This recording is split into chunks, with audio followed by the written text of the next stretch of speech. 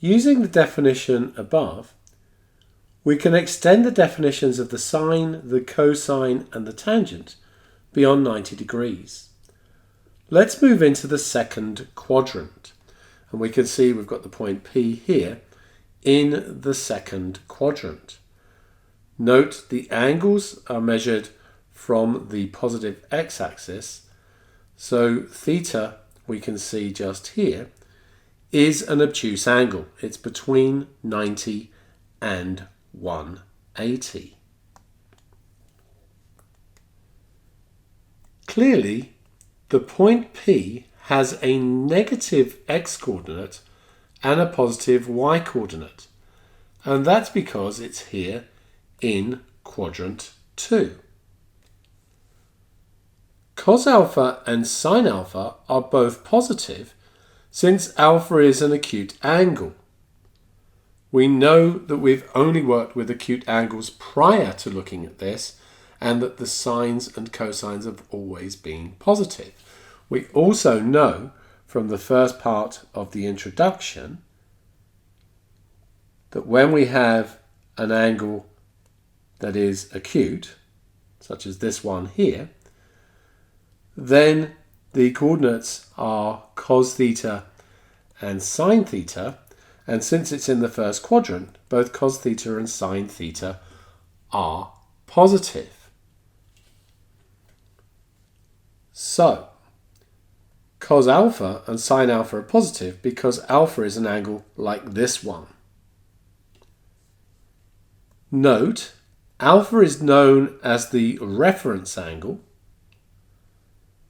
See that it is the angle between OP and the x-axis.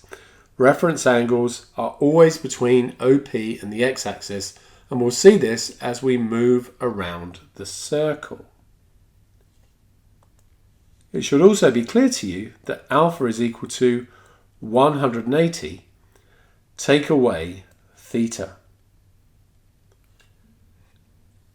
Now, if we think about P,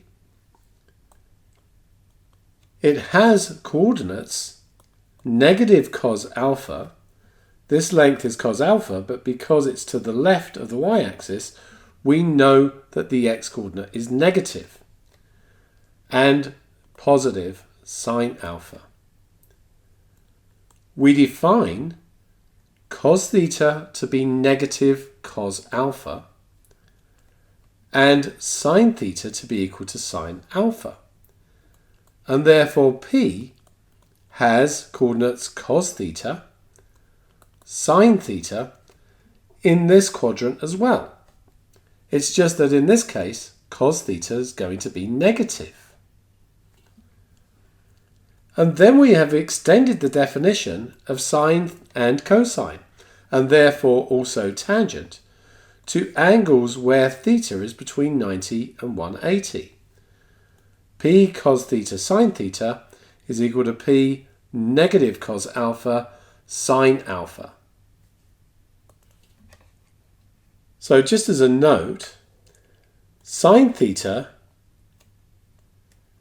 is equal to sine alpha, as we can see just here, which is equal to the sine of 180 take away theta, which is why we have the ambiguous case of the sine rule, and I talked about that at the time.